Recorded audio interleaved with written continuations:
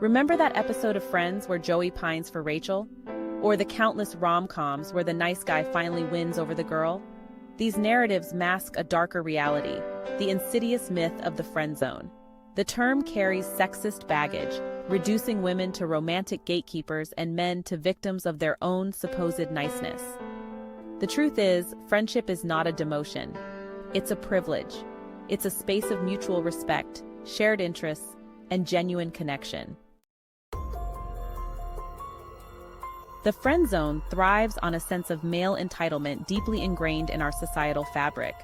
Men are often socialized to believe that their romantic interest in a woman, regardless of her feelings, warrants reciprocation. This sense of entitlement manifests in subtle and overt ways, from guilt-tripping women into dating, "How can you not like me? I'm such a nice guy," to outright aggression when their advances are rejected. This entitlement is further fueled by the societal expectation that men should be the pursuers, the initiators of romantic relationships. Women, on the other hand, are often relegated to the role of passive recipients, expected to politely decline unwanted advances while navigating the minefield of male ego. This dynamic creates a breeding ground for resentment and misunderstanding, where genuine friendship becomes a casualty of skewed expectations. The friend zone narrative perpetuates the harmful idea that women owe men something, be it their time, attention, or affection, simply for being present in their lives. This dangerous line of thinking disregards the fundamental principles of consent and respect that should underpin any healthy relationship. One of the most insidious aspects of the friend zone myth is the implication that kindness is transactional. It suggests that men are only nice to women with the expectation of romantic or sexual rewards. This reduces genuine acts of friendship and kindness to mere bargaining chips in the game of romantic pursuit. Imagine a world where men felt empowered to be kind and respectful to women without the expectation of something in return. Imagine a world where friendship between genders was valued for its own merit, free from the pressure of unspoken romantic agendas. This is the world we should strive to create, a world where kindness is its own reward, and friendship is a source of strength and support, not a consolation prize. The next time you find yourself using the term friend zone, take a moment to reflect on the underlying message you're sending. Are you valuing the woman's friendship for what it is, or are you viewing it through the lens of your own unfulfilled romantic desires?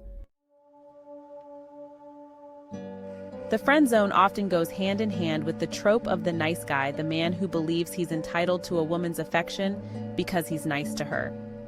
This narrative is problematic for several reasons. Firstly, it assumes that niceness is a rare and valuable commodity among men, setting a dangerously low bar for acceptable behavior. Secondly, it ignores the fact that genuine niceness shouldn't come with strings attached. True kindness and respect are not bargaining chips to be exchanged for romantic attention. They are the foundation of any healthy relationship, platonic or otherwise. The nice guy narrative often masks a sense of entitlement and resentment, where acts of kindness are seen as investments towards a romantic return. Finally, the nice guy trope perpetuates the harmful idea that women are solely attracted to bad boys and that they overlook nice guys. This simplistic and inaccurate binary ignores the complex reality of human attraction and reduces women to one-dimensional caricatures defined by their supposed preferences for certain types of men. The friend zone myth is about a perceived lack of control. It stems from the idea that men should dictate relationship terms, and that a woman's rejection is a personal affront. This disregards the principle of consent. Everyone has the right to choose who they want to be with. Feeling friend-zoned often challenges romantic entitlement. Respecting boundaries and decisions, even when they don't align with your desires, is crucial. Recognize her autonomy and right to choose. Friendship is not a consolation prize, but a valuable connection. The friend zone myth is not just a product of individual biases, it's also reinforced and perpetuated by popular culture. From movies and TV shows to music and literature, the media often portrays male desire as a force to be reckoned with, while female desire is often sidelined or portrayed as fickle and confusing. Think about the classic rom-com trope, the persistent nice guy who pines after the oblivious female protagonist. He showers her with gifts, compliments, and unwavering attention, only to be relegated to the friend zone when she chooses the bad boy who treats her poorly. This narrative reinforces the harmful idea that women are incapable of recognizing genuine affection, and that persistence, even in the face of disinterest, is the key to winning a woman's heart. These portrayals, however fictional, seep into our collective consciousness, shaping our expectations of romantic relationships and perpetuating the myth of the friend zone. By challenging these harmful stereotypes and demanding more nuanced and realistic portrayals of relationships in media, we can begin to dismantle the cultural scaffolding that supports the friend zone myth.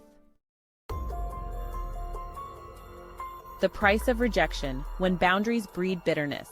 The friend zone discourse often overlooks the emotional labor women are expected to perform in navigating male rejection.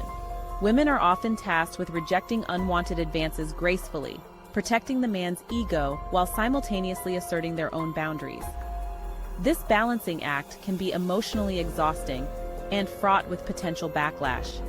When men react to rejection with anger, resentment, or violence, it reinforces the idea that women's boundaries are not to be taken seriously.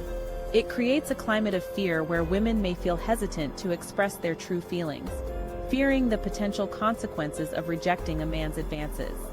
This fear can lead to women suppressing their own needs and desires, ultimately perpetuating a cycle of silence and inequality. It's crucial to remember that rejection, while never comfortable, is a normal part of life. It's how we respond to rejection that truly matters. Instead of viewing a woman's disinterest as a personal attack, men need to develop healthy coping mechanisms for dealing with rejection, acknowledging that her decision is not a reflection of their worth as individuals. Reclaiming the narrative friendship as a force for equality. Dismantling the friend zone myth requires a fundamental shift in how we view and value friendship.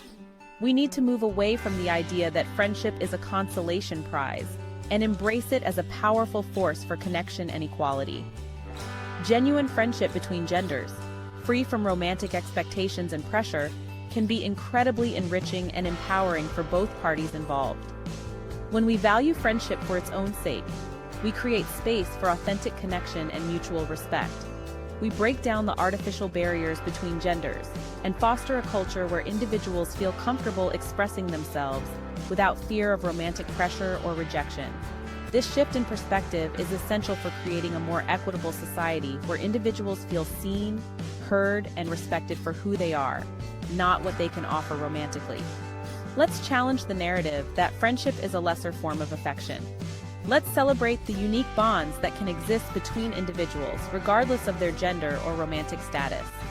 Let's reclaim friendship as a space of genuine connection, mutual respect, and shared humanity.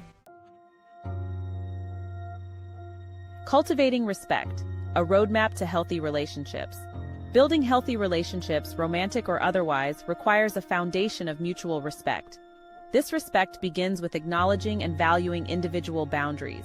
It means understanding that no is a complete sentence and that consent is not a given. It's something that needs to be freely and enthusiastically given. Respect also means challenging our own biases and expectations. Are we approaching relationships with a sense of entitlement or a genuine desire for connection? Are we respecting the other person's right to choose, even if their choice doesn't align with our own desires? These are crucial questions to ask ourselves as we navigate the complexities of interpersonal relationships. Cultivating respect also means challenging the cultural norms that perpetuate harmful stereotypes about gender and relationships. It means speaking out against the friend zone myth and other harmful narratives that reduce women to objects and men to entitled pursuers. It means advocating for a world where everyone feels safe, respected, and empowered to express their true selves. Dismantling the myth towards a future free of entitlement. The friend zone myth is more than just a harmless phrase. It's a symptom of a larger societal problem. By dismantling this myth, we can challenge the structures that perpetuate gender inequality.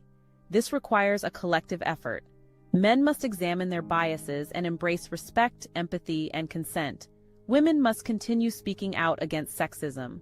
The path to equality involves difficult conversations and unlearning harmful behaviors. It's a journey of reflection, empathy, and commitment to respect.